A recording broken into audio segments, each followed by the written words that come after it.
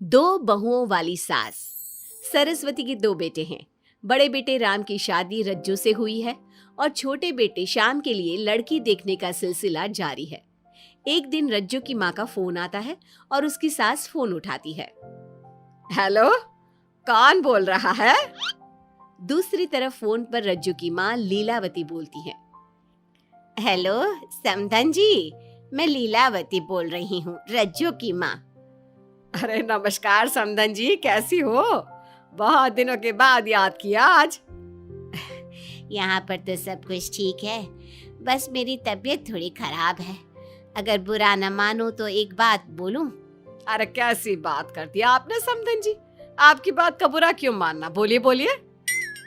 मेरी कुछ दिन से तबीयत ठीक नहीं है और यहाँ पर मेरी देखभाल करने वाला कोई नहीं। क्या आप रज्जू को कुछ दिन के लिए मेरे पास भेज सकती हैं? ठीक है, हम रविवार को रज्जू को छोड़ जाएंगे। इतना कहकर सरस्वती फोन काट देती है और अपनी बहू को आवाज लगाती है। रज्जू, ओ रज्जू, जल्दी यहाँ आना तो। क्या हुआ माँ जी, कुछ चाहिए था क्या? अरे नहीं, कुछ नहीं चाहिए। अभी तुम्हारी माँ का फोन आया था, उनकी कुछ दिन से तबीयत खराब है, वो तुम्हें बुला रही है। राम को फोन करके कह दे कल की 2 ट्रेन की टिकट करा देगा, मैं भी जाऊंगी तुम्हारे साथ। इतना सुनते ही रज्जू राम को फोन करके सारी बात बताती है और 2 टिकट के लिए बोल देती है। शाम को खाने के टेबल पर सब रज्जू के जाने की बात करते हैं। तब रज्जू का देवर श्याम कहता है, भाभी आज बहुत खुश लग रही हो, मायके जाने की इतनी खुशी, उफ। खुश क्यों ना हो देवर जी, कितने दिन बीत गए अपनी माँ से मिले, और इस बार तो मैं 1-2 महीना रह कर ही आऊंगी। जब आपका मन करे तभी आना। अच्छा एक बात तो बताओ, वहां से क्या लाओगी मेरे लिए? देवर जी, कहो तो देवरानी ले आओ।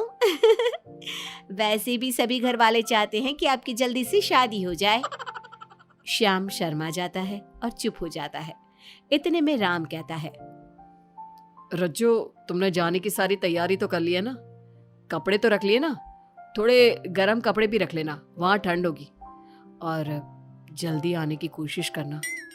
ठीक है, मैं जल्दी आने की कोशिश करूंगी बस। अगली सुबह दोनों जाने की तैयारी करने लगी। राम उन्हें स्टेशन छोड़कर घर वापस आता है। कुछ घंटों बाद रज्जू और सरस्वती गांव पहुंच जाते हैं।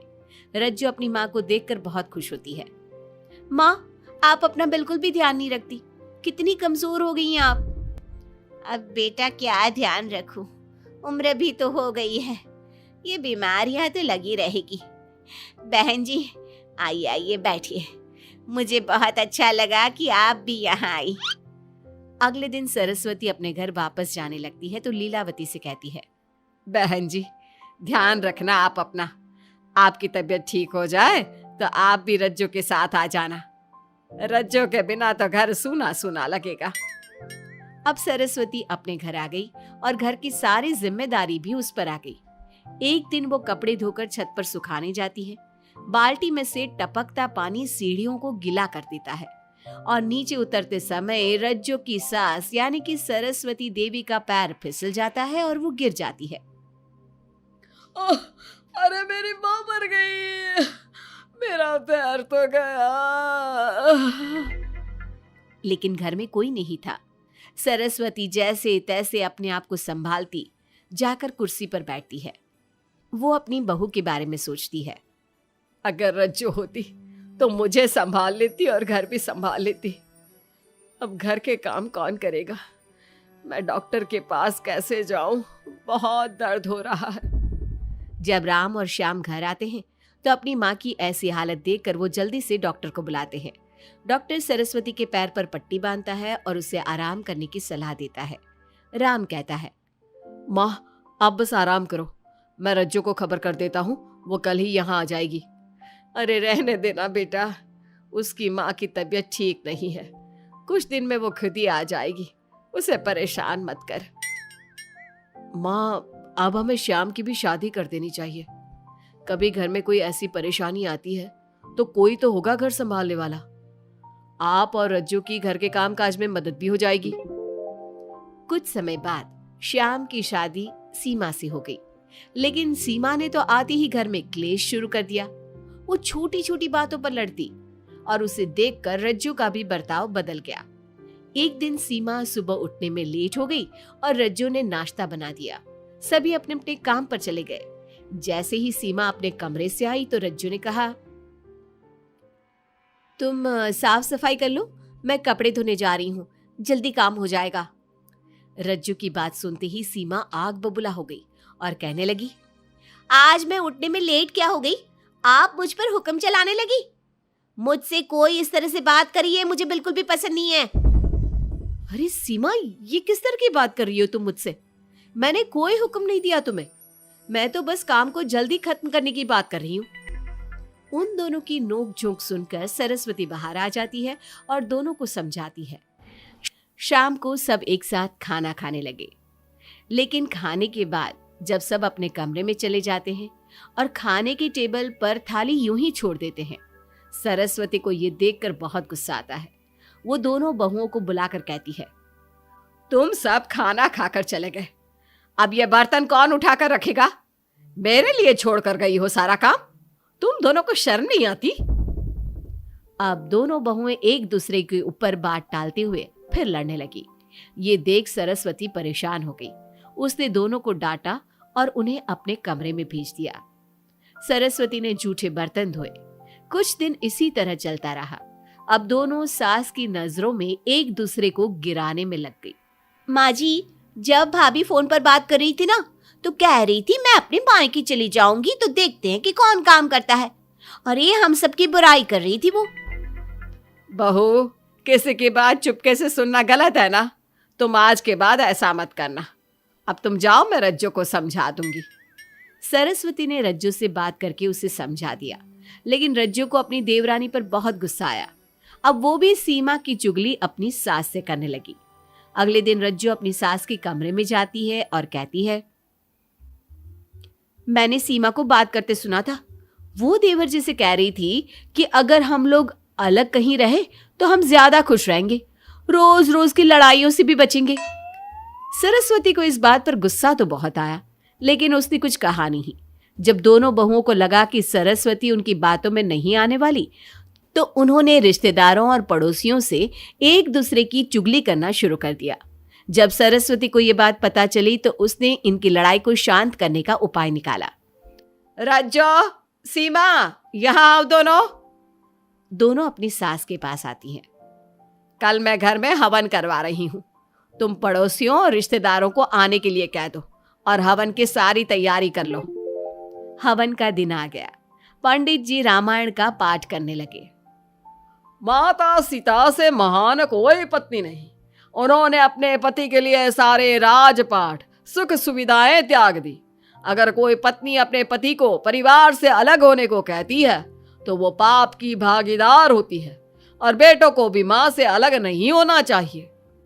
सीमा पंडित जी की बात बहुत ध्यान से सुन रही थी और उनकी हाँ में हाँ मिला रही थी। ऐसे ही रामायण का पाठ अंतिम सीमा पर आ गया, जिसमें विभीषण के बारे में बताया गया था।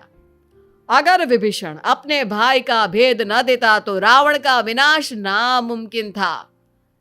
पूजा खत्म होते ही सीमा बोल पड़ी, तभी तो मैं कहती हूँ परिवार में आपसी प्रेम होना बहुत जरूरी है।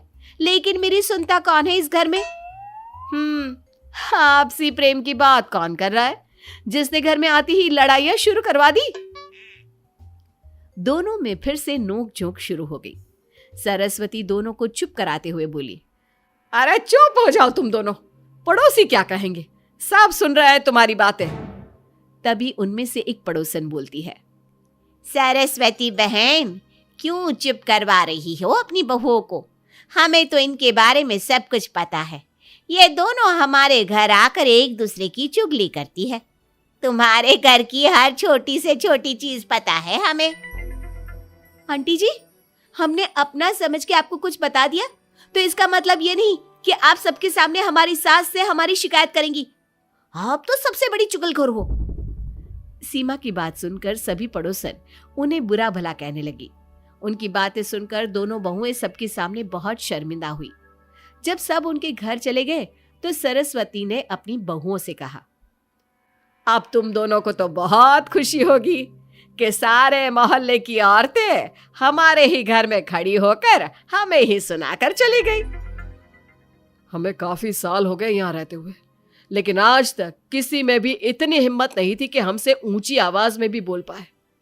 लेकिन आज तुम दोनों की वजह से ये सब हमारी बुराई कर रहे हैं। तुम दोनों ने ये सब अच्छा नहीं किया। सीमा, तुम्हारे इस घर में आने से पहले हम सब बहुत प्यार से रहते थे, लेकिन ये सब लड़ाइयाँ तुम्हारे आने के बाद शुरू हुई है। आज के बाद तुमने घर में किसी से भी झगड़ा किया तो मैं तुम्हें तुम्हारे मायके छोड़ आऊंगा, समझी तुम? ये बात सुनकर सीमा रोने लगी और सबसे माफी मांगने लगी। पंडित जी भी ये सब देख रहे थे। उन्होंने सबको शांत करवाया। कृपया आप सभी शांत हो जाइए, गुस्से से तो बात और बिगड़ जाएगी। अगर आप दोनों बहुएं मिलकर रहती, घर की बात घर में रखती, तो कोई आपसे कुछ कहने की हिम्मत नहीं करता। आज आपको इस बात का एहसास तो हो ही गया होगा। औरत ही तो होती है जो मकान को घर बनाती है। अब भी कुछ नहीं बिगड़ा, आप दोनों प्यार से रहो। आपके पड़ोसी और रिश्तेदार अपने आप चुप हो जाएंगे। पंडित जी की बात दोनों बहुओं की समझ में आ गई। अब दोनों प्यार से रहने लगी। इसी तरह समय बीत गया। अब पड़ोस की औरतें उनके प्यार की मिसालें देने लगी।